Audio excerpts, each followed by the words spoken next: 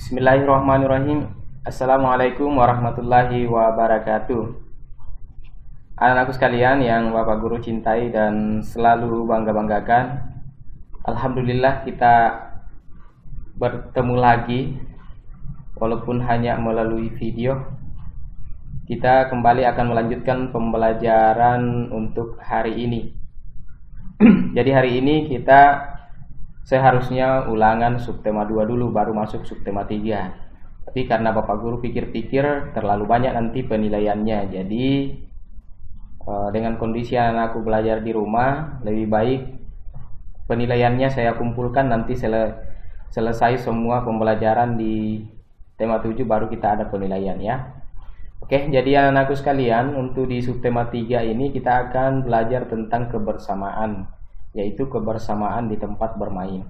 Nah, bagaimana kebersamaan di tempat bermain itu? Sebelum kita mulai, saya mengajak kepada anakku sekalian untuk berdoa dulu. Mari kita berdoa. Bismillahirrahmanirrahim. Rabbi syrahli sadari wa yassirli amri wahlul 'uqdatam min lisani yafqahu qawli. Rabbi sidni ilma warzuqni fahma birahmatika ya arhamar rahimin.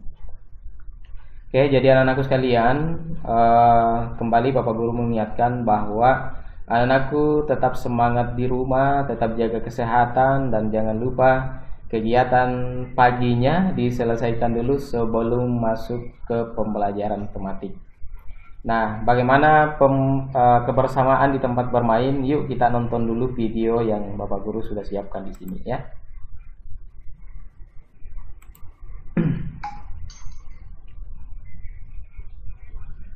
Kebersamaan di tempat bermain. Setiap siswa memiliki teman. Aku memiliki teman di sekolah dan di rumah. Aku dan temanku bertemu untuk belajar dan bermain. Di sekolah, aku dan teman-temanku bermain di halaman sekolah. Di rumah, aku dan teman-temanku bermain di lingkungan rumah. Halaman, lapangan, dan sungai adalah tempat bermain yang menyenangkan.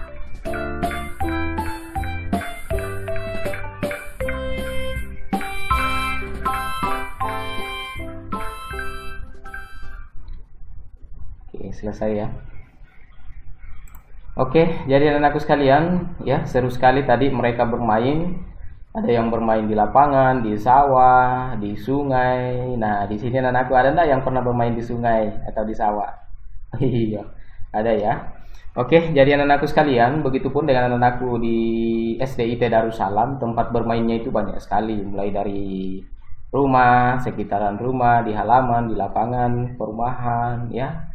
Di sekolah juga begitu, ya, di lapangan bermain dengan bersama teman-temannya. Nah, anak-anakku sekalian, ini gambar di bukunya, ini adalah gambar Lani, Nina, dan teman-temannya yang lain. Mereka sedang bermain, tapi pada saat mereka bermain, ternyata kaki Lani tersandung oleh batu, dan Nina dan teman-temannya juga yang lain membantu. Nah, ini yang menarik, karena anak-anakku harus saling membantu. Jangan ada yang biasa saya lihat di tempat lain, mereka bermain bersama, tetapi pada saat mereka bermain kemudian ada yang cedera, bukannya ditolong malah ditertawai. Nah, ini tidak boleh ya. Jadi anakku harus mencontoh sikapnya Nina menolong Lani pada saat Lani tersandung oleh batu, ya, kakinya tersandung oleh batu atau kakinya tersandung di batu ya. Oke, jadi anakku sekalian, untuk hari ini kita akan belajar, ada 3 pembelajaran kita. Yang pertama kita masih akan fabel ya. Kita sudah sering belajar fabel, tapi untuk kali ini kita akan belajar sifat apa yang akan kita contoh dari fabel yang kita baca ya. Jadi anak-anakku harus memahami fabel itu, kemudian cari apa isi fabel itu dan apa yang bisa dicontoh dan apa yang tidak bisa dicontoh dari fabel tersebut. Tentunya sifat-sifat yang baik itu harus kita contoh dan sifat yang tidak baik jangan dicontoh, ya. Oke, kemudian pembelajaran yang kedua itu kita akan masih belajar tentang pecahan. Ya, pecahannya begitu-begitu saja. Seperdua, sepertiga, seperempat ya, supaya anakku semakin tahu ya, semakin paham, semakin mahir tentang pecahan ya. Kemudian yang ketiga itu kita masih belajar, oh iya, yang ketiga itu ternyata sudah ada yang baru. Kita akan belajar tentang gambar imajinasi. Apa sih itu gambar imajinasi? Ya, sebentar Bapak Guru jelaskan ya. Kita belajar sama-sama. Baiklah anakku sekalian, kita langsung lihat fabel yang ada di bukunya di halaman 61 sampai 62. Di situ adalah balas budi lumba-lumba. Nah, di fabel tersebut ada sifat penolong yang harus kita contoh. Kemudian setelah sifat penolong yang dilakukan oleh petani terhadap Lulu dan Lala, ternyata Lulu dan Lala ini merasa berutang budi karena sudah ditolong oleh si nelayan, dan nelayan suatu ketika anaknya si nelayan ini, yang 2 orang ini hanyut di laut karena besarnya ombak ya. Ternyata Lulu dan Lala melihat, dan disinilah kesempatan Lulu dan Lala untuk membalas budi, dan dia sangat senang sekali. Ya, ceritanya nanti anak-anakku bisa baca di halaman 61 sampai 62 ya. Oke. Ingat, yang perlu kita ambil dari situ adalah sifat penolongnya ya. Kemudian balas budinya. Oke. Nah, di sini setelah anak-anakku paham balas budi lumba-lumba, fabel balas budi dan lumba-lumba, nanti anak-anakku boleh mencoba apakah anakku paham isinya ya. Boleh dijawab 5 pertanyaan ini. Tapi lagi-lagi ini bukan tugas, tidak usah dipoto ya. Tapi untuk menguji, untuk melihat anak-anakku paham tidak dengan isi daripada balas budi lumba-lumba itu, ya silakan. Di mana tempat tinggalnya Lulu dan Lala. Tapi harus sesuai dengan fabel ya. Harus sesuai dengan bacaan atau cerita ya. Ini bisa dijawab sendiri sebentar ya. Nanti ibunya di rumah yang mendampingi melihat apakah jawabannya benar atau tidak. Dan sekali lagi tidak usah dipoto, tidak usah dikirim ke saya ya. Oke. Nah, sekarang kita masuk ke pembelajaran yang kedua. Kalau pembelajaran yang kedua, seperti yang Bapak Guru bilang tadi, bahwa kita masih akan belajar tentang pecahan. Nah, ini ada kuenya Nina ya.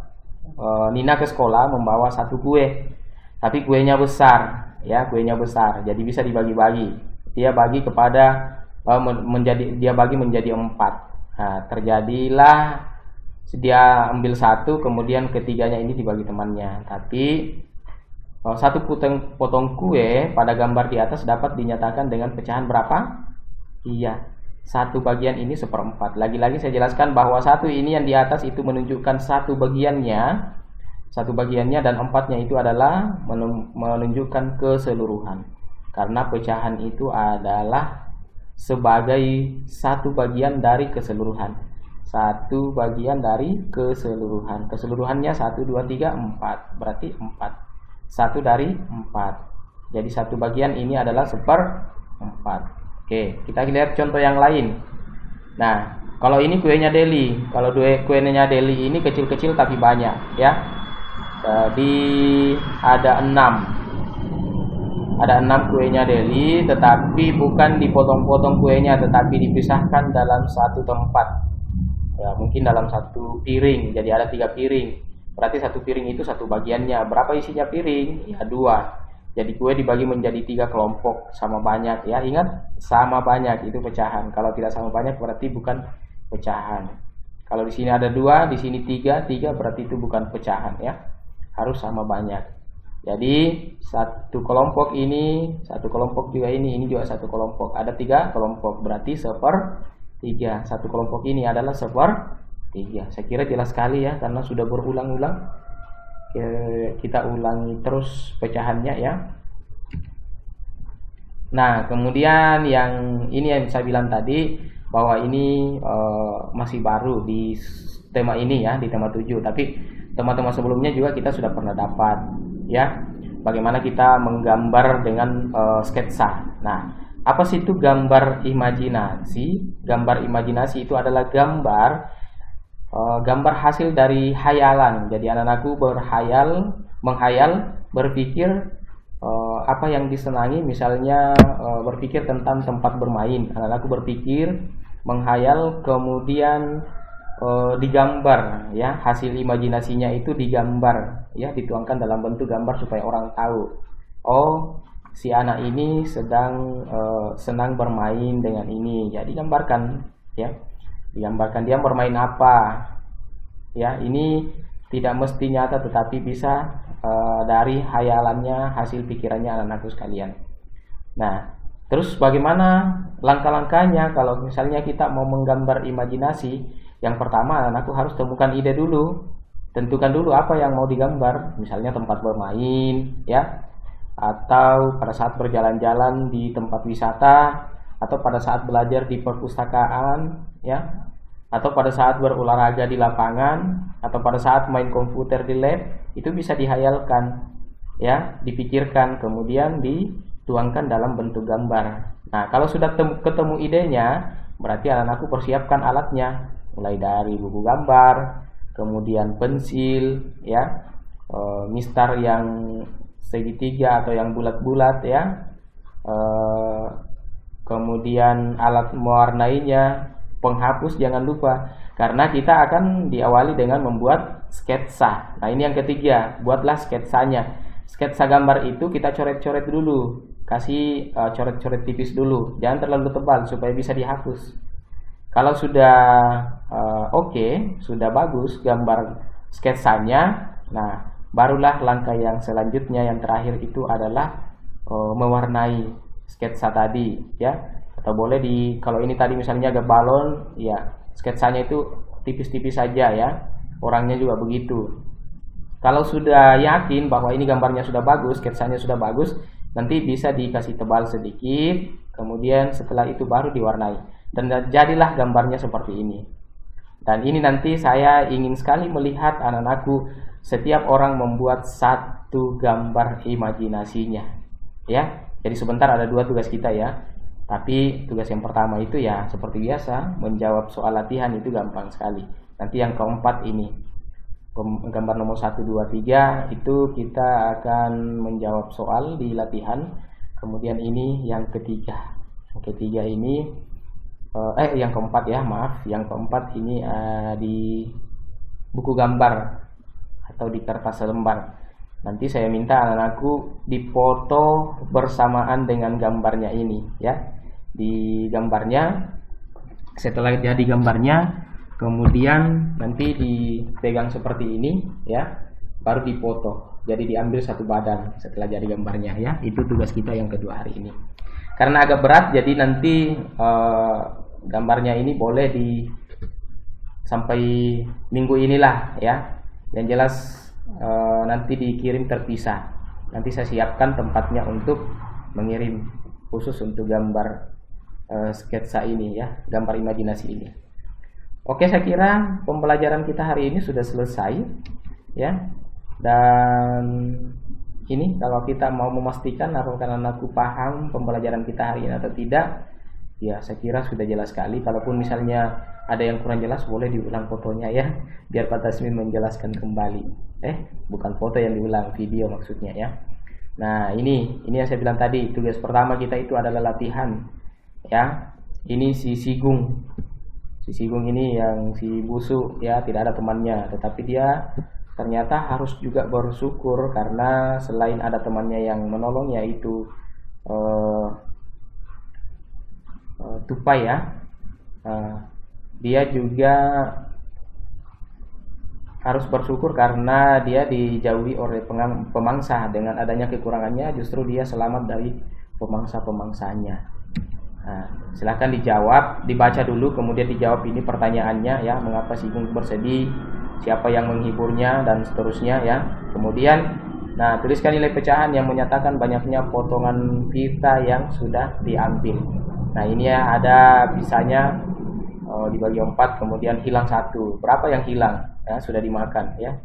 Ini dibagi 3, ada yang sudah makan 1. Berapa yang hilang? Kalau ini berapa juga yang hilang? Nomor 3. Kalau nomor 3 ini kue mangkuk dengan donat, ya, berapa banyaknya, kemudian pecahannya berapa kalau satu. Kalau ini banyaknya berapa, kemudian kalau kalau ada 2 donat berapa pecahannya. Nah, ini yang saya bilang tadi, yang keempat ini adalah nanti anakku terpisah. Jadi untuk yang gambar imajinasi ini saya minta anak-anakku kerjakan dalam minggu ini. Boleh saya tunggu sampai hari Sabtu, ya. Boleh saya tunggu sampai hari Sabtu, nanti saya buatkan tempatnya. Kalaupun misalnya ada yang mau piring sebentar sore boleh, ya. Saya akan buatkan tempatnya khusus untuk gambar sketsa. Jadi bukan cuma foto gambarnya, tetapi anak-anakku ada di situ, ya. Seperti yang tadi Bapak Guru dipegang di dadanya, di depannya, kemudian dipoto satu badan. Oke? Saya kira demikian anak-anakku sekalian, ya. Billahi taufiq wal hidayah. Assalamualaikum warahmatullahi wabarakatuh.